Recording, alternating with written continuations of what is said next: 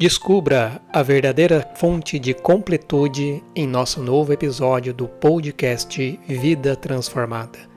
Vamos refletir em Colossenses, capítulo 2, versos 6 a 10, e mergulhar na profundidade da fé e da plenitude encontradas em Cristo.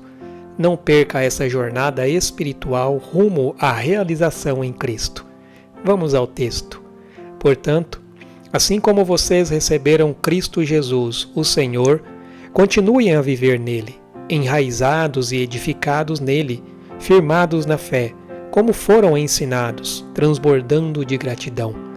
Tenham cuidado para que ninguém os escravize a filosofias vãs e enganosas, que se fundamentam nas tradições humanas e nos princípios elementares deste mundo e não em Cristo, pois em Cristo habita corporalmente toda a plenitude da divindade, e por estarem nele, que é o cabeça de todo poder e autoridade, vocês receberam a plenitude. O homem, na sua insensatez e orgulho, prefere negar a existência de Deus e sua revelação através das Escrituras, e criar suas próprias ideias e filosofias a respeito da vida. Contudo, por mais que tente, sua ignorância o conduz a permanecer na escuridão.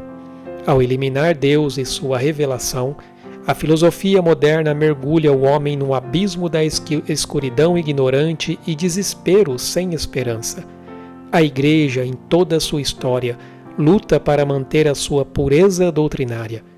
Muitos ensinos contrários às Escrituras já foram criados para tentar denegrir e tirar a autoridade da revelação divina. Na sua carta aos Colossenses, o apóstolo Paulo exorta-nos a manter a fidelidade tanto em relação à divindade quanto em relação à suficiência completa de Jesus Cristo. Paulo tinha uma abordagem especial para lidar com a heresia. Ele não a confrontava diretamente ou detalhava suas crenças, mas preferia ressaltar as verdades que contradiziam suas afirmações, independentemente do nome específico da heresia. Dessa forma, ele conseguia combater a falsidade sem dar a ela mais atenção e reforçar a verdade de maneira positiva. Ou seja, o apóstolo não ficava a debater as mentiras das heresias propagadas. Ele preferia apontar para a verdade revelada, pois a própria verdade de Deus prevalece acima de tudo. É triste para um pastor ver membros imaturos na fé sendo enganados por falsos ensinamentos e se tornando vítimas de heresias. Muitos acreditam ter encontrado verdades, mas na realidade foram aprisionados por mentiras. Isso mostra a importância da pregação genuína da palavra de Deus para alimentar o povo com a verdade das Escrituras. A filosofia dos falsos mestres em Colossos não era o que parecia ser. Apesar de sedutora, era apenas uma ilusão vazia, sem valor real. Ainda que parecesse profundamente religiosa, sua especulação humana não tinha mérito genuíno. Por isso, é importante os cristãos não se deixarem influenciar pela filosofia especulativa, mas abordarem o estudo das Escrituras com uma mente aberta e consciente das suas limitações humanas e pecaminosas. Devemos estar dispostos a sermos ensinados pelo Espírito Santo e reconhecer que a palavra de Deus é o padrão final da verdade, em vez de depender apenas de nossa própria razão. A maioria dos filósofos tem construído sobre a obra de filósofos anteriores, seja para aperfeiçoar o seu sistema ou refutá-la. No primeiro século do judaísmo, a tradição tinha tanta influência a ponto de os líderes e mestres judeus não conseguirem mais distinguir entre a palavra de Deus e as tradições humanas, pois estas últimas estavam profundamente enraizadas em suas doutrinas. Temos que ter em mente que abandonar a verdade bíblica para a filosofia vazia é como voltar ao jardim de infância depois de ganhar um doutorado. Você passa a ficar à mercê das falsas opiniões e ideias de outras pessoas, e muitas delas que nem mesmo conhecem e até negam a Deus. Como resultado da queda, o homem está em um triste estado de incompletude. Ele é espiritualmente incompleto, porque ele está totalmente fora de comunhão com Deus. Ele é moralmente incompleto, porque vive fora da vontade de Deus.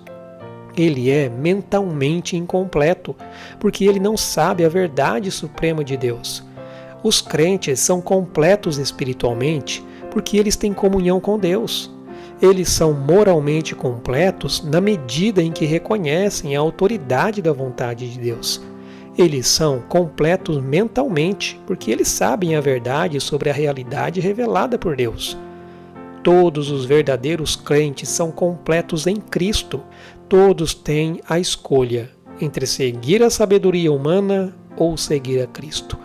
Optar pela sabedoria humana significa ser influenciado pelo engano de Satanás e seu falso sistema, deixando uma pessoa espiritualmente vazia. Escolher Cristo é encontrar completude nele. A mensagem é para aqueles que já encontraram Cristo nunca duvidarem de sua suficiência, evitando buscar outras fontes de sabedoria humana. Por isso, o texto de nossa reflexão diz: assim como vocês receberam Cristo Jesus, o Senhor, continuem a viver nele. Talvez um dos maiores desafios de nossa jornada cristã seja viver de fato em Cristo. Veja que o texto nos ensina que do mesmo jeito que nós recebemos a Cristo Jesus, nós devemos viver nele, enraizados e edificados nele, firmados na fé.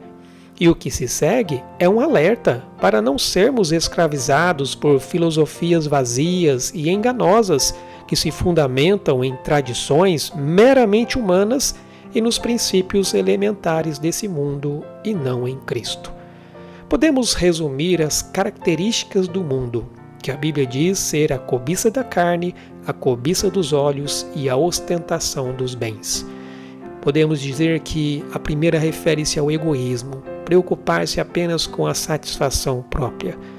Depois vem a meritocracia, confiar na capacidade própria para conquistar o que deseja.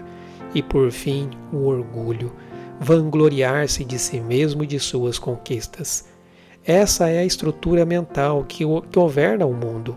E é sobre isso que o apóstolo Paulo está falando quando escreve para os irmãos tomarem cuidado e não se deixarem escravizar por ensinos que têm essas características.